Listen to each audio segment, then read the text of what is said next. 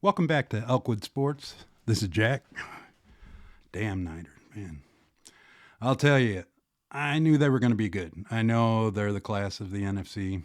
Um, I was not quite expecting what happened. I got to tell you, Purdy, you're so cool under pressure. You in the pocket, it's like you have no nerves. It's really impressive to watch. But that defense, that uh, you guys are just the standard. And it really sucks being a Lions fan. Hey, we're there. I'm telling you, I'm not backing down here. I like my Lions' chances, but I'm just saying, would have been nice if you could have shown a little more weaknesses there. Now, the Fred Warner thing, this is bugging me because I know the names that will come back at me, but how are we still not calling this guy the best linebacker in football? He is everywhere. He is so smart. Just one hell of a player. Best linebacker in my mind. What I was not expecting was I gave the Lions two advantages over the Niners this year. One of them was their total offensive line. I don't want to disrespect Trent Williams. Niners have a good offensive line. Lions is better.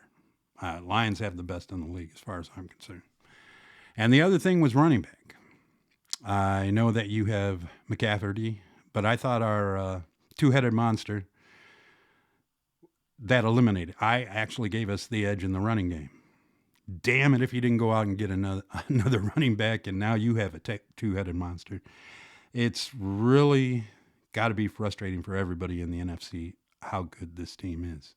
Now, Purdy, your number is 62 million. Don't get a dime less. You need to we need to make this more fair in the NFC. You're getting $1 million, 62 million. Don't go for any less. Come on, please have a heart. Just an absolutely wonderful team. Now, if you look over on that sheet over there, you're going to see my top shelf teams, which are KC, Ravens, Lions, and Niners in no particular order. And then underneath that, you're going to see Green Bay and you're going to see the Bengals. Those are the two teams that I think match up the best against the teams up there. That yelling you hear in the background is everybody in Philadelphia saying, "What the hell, man?" Well, here it is. Last week in a neutral site, I watched that game, and at least on 3 different occasions, I thought the Packers were the better team. I know who won the game, but I thought the Packers were the better team. But it's even worse than that. I believe that if the Eagles played Detroit in a meaningful or a playoff game, I believe we would handle them. I'm not going to say we're going to boat race you out of the stadium. I'm just saying I believe we would handle you. And the Niners, forget about it. Bosa is a nightmare matchup for any team in the NFL. Absolute nightmare. But he knows what your quarterback's going to do. He told us last year. That guy, I just do not believe you would match up against the Niners. The Packers match up against the Lions pretty well. They know them well. And the Packers also match up better against the Niners. That's why they are there. Pretty much the same thing for the Bengals. Now, the Bengals are slow starters, typically.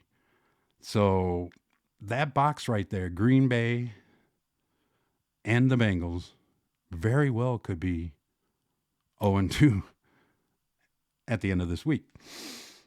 I would still have them there, even if they do go 0-2. Some teams can go 0-2. Some teams can't. Some teams that will derail your whole season. Maybe 0-2 is a little, maybe it needs to be a little bit more than that, but you get my drift. You're setting yourself, you're starting off on the wrong foot. Okay, that box underneath. Believe it or not, those are 6 games where none of those teams have won. So 12 out of the 16 losses are playing each other.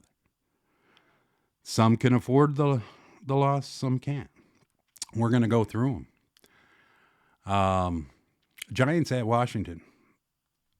What do you want me to do here, guys? I mean, I had to pick one. I mean, I don't think it really matters, no offense, but, one person's going to win, one person's going to lose. I am taking Washington in that game. Rams, Arizona. Rams impressed the hell out of me last week. All those injuries. Staying up with Detroit in Detroit's stadium. Stafford, I still have love for you, man. And you looked so good, man. You really did. I think you guys are going to have a hell of a season. I got the Rams in that. Raiders and Ravens. I definitely got the Ravens winning this game. But what the Raiders need to do, most importantly, is you need to play like you belong on the field with them. You cannot get blown out in this game. Absolutely not. I believe that would hurt a great deal. We got Jets and Titans. I was impressed by the Jets last week. Playing a hell of a team. Did the best I can. The one thing that I took out of that game is Aaron Rodgers came out healthy, took a few hits. That's important. Aaron Rodgers is going to do Aaron Rodgers things. And he said something in an interview this week. It's amazing that, like, me as a fan, I've already got, like, the lines in the playoffs. But here he is talking in an interview, and he says, first we need to make the playoffs. See, I forget that step. But it's amazing that a quarterback of his level, that's the first thing on his mind. He ain't thinking Super Bowl right now. He just said, make the playoffs and go from there. I found that really interesting. I am a big Aaron Rodgers fan. All right, now we got the Colts and the Packers. Oh, I am taking the Jets in that game. Colts and Packers. Okay. I kind of like the Colts. I actually got them flirting with the playoffs this year. Anthony Richardson is a puzzle to me. Looks like a linebacker. He's got a rocket launcher for an arm. But I think he's going to be good. And I think the team as a whole. The one thing I saw in the tape, man, you got to hit these receivers at the line. You absolutely do. All game long, I'm going, why are they not up there? Just, you need to, impede their path, those receivers, somehow. But I'm going to pick you in this game, especially with what the Packers got going on right now. So actually, I got the Packers losing, going 0-2, still not moving them. I've got Cincinnati losing to the Chiefs, 0-2, and I'm still not moving them. I know, I'm nuts. Okay, and then we got the Browns and the Jags. Jags are a pretty good team. Browns got a lot of stuff going on. That's all I'm going to say on that game, and I am taking the Jags. Now we're going to get tonight's game here. First, this is hard for me. I am not the person that should be commenting on what happened in Miami before the game last week. But what I am going to say is that Tyreek Hill is one of the best players in the league. So impressive. So dynamic. Love watching him. Dude, you're a better human being in my book.